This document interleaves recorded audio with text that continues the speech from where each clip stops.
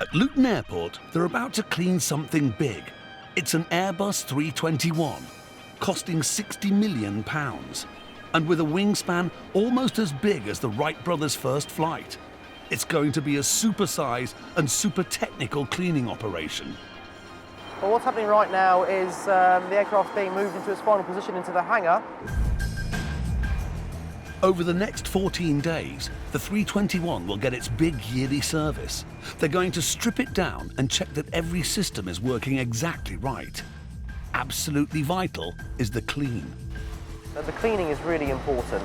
Not only the major servicing and everything else that we need to do on the aircraft, cleaning is actually really vital so we can get to see the components we need to see for the inspection. Every inch of the aircraft has to be inspected, but tiny cracks and defects could be hidden by grime. So job one is to get it clean, starting with the fuselage. 3 men, 1 big plane to clean. Yeah, I mean, the lower part of the fuselage is always the dirtiest bit. As you can see, Alan's cleaning it at the moment. In his bucket, he's got a bit of a mixture and he's got a polish as well. The polish is basically got grit in it, so when you put your cloth onto the surface and rub it, it'll instantly take off the dirt, which is the effect that you're getting right now. It's quite hard on the neck sometimes, especially when you've been doing it for 8 hours. If you don't fancy a stiff neck, there's plenty more fuselage, and it's all cleaned and polished by hand. You need a good head for heights, though. You're more or less bouncing, if you like, as you're walking along the catwalk here. It's obviously where you're going along, you're looking down, you're thinking, oh no, but nah, it's all right. All harnessed up, no problems. Over 14 days of cleaning, they'll get through a staggering 60 kilograms of rags. Truly filthy is the only part of the plane that's supposed to come into contact with the ground, the landing gear. Mostly it's just brake dust and that. I mean, you just imagine how many landings it will do and takeoffs it will do, and every time it lands, obviously we pick stuff up. The whole purpose of this is so the technicians will see if there's any damage or any corrosion. We've tried to be as careful as we can. A lot of these wires are quite valuable and stuff like that. It's a case of a brush, rag, just wash it down and just clean it to the best we can. Because it's just come off flight, the toilet tank needs emptying. That's done in the usual way from the outside. But all is not well in the toilet system. There's something very unpleasant inside.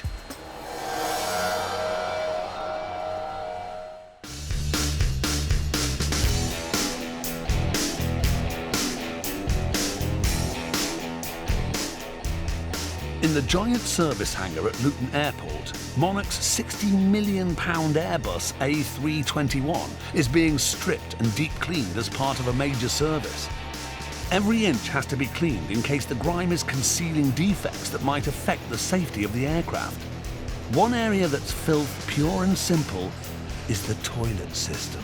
Well, this is one of the toilets at the rear of the aircraft, and it's again another job we have to focus on. It's fairly grim, no one really likes doing it. There is an additional payment offered to the employees here for working on toilet systems. The toilet waste tank is emptied as it is after every flight. A nightmare scenario would be a blockage in any of the toilet system pipes. Using a high-pressure hose, anything stuck in the pipe or coating the inside is blasted out and ends up in the tank. Now they focus on the tank itself. What they're doing now is taking off the blanking plate at the front of the tank, which stores all the human waste from all the toilets. We're about to fit this adapter plate on there, which we can then fit the cleaning equipment onto that and then use high-pressure water to really clean the inside of that tank out. You may be wondering how they'll clean inside a sealed metal tank. Someone's invented a cunning device. This is placed into the water tank, and this tube here will oscillate in and out with a rotating head, which will send the high pressure water within the tank and clean the residue from inside the tank walls. Whatever they do, deposits naturally build up in the system and they have to be flushed out. But it doesn't help when people put the wrong things down the toilets. The system is It's robust, but then again, it's pretty fragile. But unfortunately, things still do end up there, like pens, nappies, and other items that shouldn't make it down there. And the system's just not designed to cope with that, and that's where we get blockages.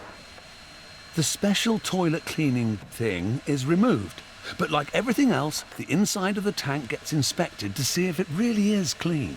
That washing system's got rid of all the nasty deposits in there and all the calcium and limescale buildup that was in this tank, so really, really good job. Before the engines can get their crucial service, they get cleaned too. This is one of the engines over here, and basically what we've done is we've opened up the engine, the fan cowls and what we call the sea ducts to give us the access we need to carry out the inspection, and also look for any dirty marks, dirty streaks, because that could be an indication that we may have an oil leak somewhere. Cleaning inside the engine is awkward, but important. Safety and cleanliness go hand in hand. Back inside the cabin, a component vital for passenger comfort with a rather unpleasant cleanliness problem. This is the temperature sensor for the rear end of the cabin. It's very important, but very basic. It's human skin that's contained within the aircraft. That's right, human skin, which circulates through the aircraft's ventilation system. It's simply cleaned with a brush, soft bristle brush, across the sensing element and the rest of the housing, just like this. As you can see, there is a fair bit of accumulation on there. But the temperature sensor is not the only place your skin ends up. The rest of the cabin needs a deep clean too. The seat covers are going to be dry cleaned. On this service, the carpet is going to be replaced too, so the seats have to go.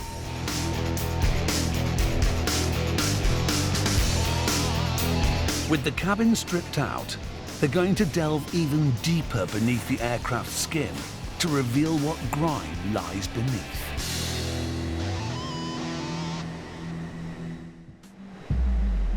Behind the doors of its 66-metre hangar at Luton Airport, Monarch are cleaning and servicing an Airbus A321. In the cabin, they're about to reveal the bits you don't normally see. The seats have been removed, the carpets are up, and we've removed what we call the lower sidewalls, the dado panels.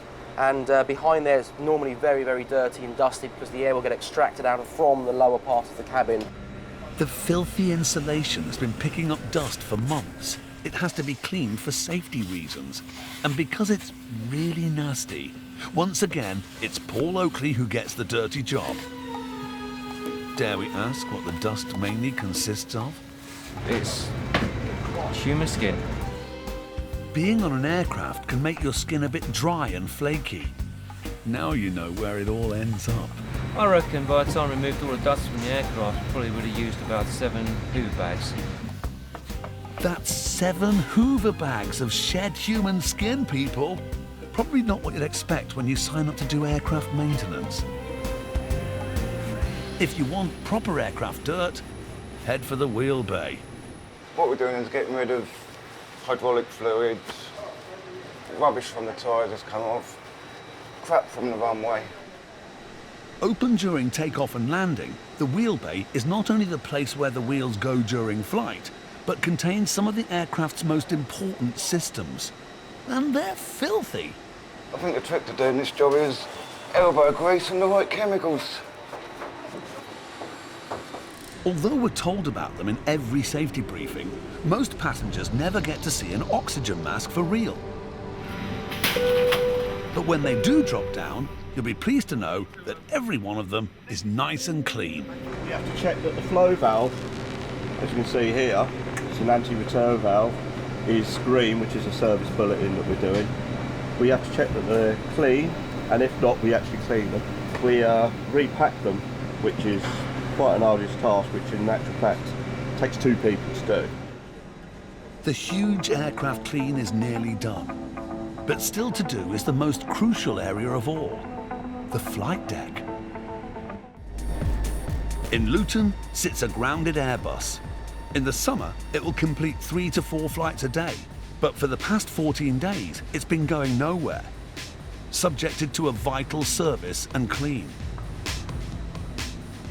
Every minute, every hour the aircraft is on the ground, it's not making money for the airline, so we need to make sure that they're punctual and they're serviceable, and ultimately they're airworthy to take people on their holidays. Up on the flight deck, Paul Wilcock is about to do one of the most important cleaning operations. A lot of fingerprints and grime can build up on the screens, and also because the crew often eat in the flight deck, food and the light can drop between the panels and in the switches. As we brush the dirt away from between the panels and around the instruments, we vacuum it up, and it's better to have the dirt and dust vacuumed up than let it drop right down. That was, yeah, probably a bit of biscuit. Sometimes we eat them, sometimes we vacuum them, so depends how hungry we are. They don't let just anyone loose in the cockpit with a vacuum cleaner. I'm an engineer, so I not only do flight deck cleaning, I carry out function checks, all the routine work that has to be done on the aircraft. Because we're familiar with the switches in the flight deck, we know how they're supposed to be. If you've ever had your desk rearranged by a cleaner, it's irritating. On an aircraft, it could be disastrous. So if a switch or lever is left out of position, it could inadvertently move flight controls, cause things to heat up that shouldn't do. The cockpit cleanup is an important moment. This is the last job that's done, really. This is one of the last jobs that's done before the aircraft goes out the door. As the 14-day clean and service comes to an end, they tick off some of the big jobs. Remember how grimy the fuselage was? It's been washed, it's been polished, and the finish on that is now so smooth that it will see some kind of efficiency saving on fuel as that slips through the air. It's so smooth, it's the kind of finish I'd like to have in my car. Cleaning and servicing an Airbus is a massive job. But how big exactly? The aircraft's been here 13 days. We've put just under 6,000 man-hours on the aircraft, both day shift and night shift. That's technicians, that's mechanics, that's cleaning teams, to make sure this aircraft got out on time, because there's passengers waiting tomorrow to get onto her. Next one's going to be in tomorrow, and the whole story starts over again. It's one of the most intensive and technical cleanup jobs there is. But finally, it's complete, and the Airbus is fit once again to take to the skies.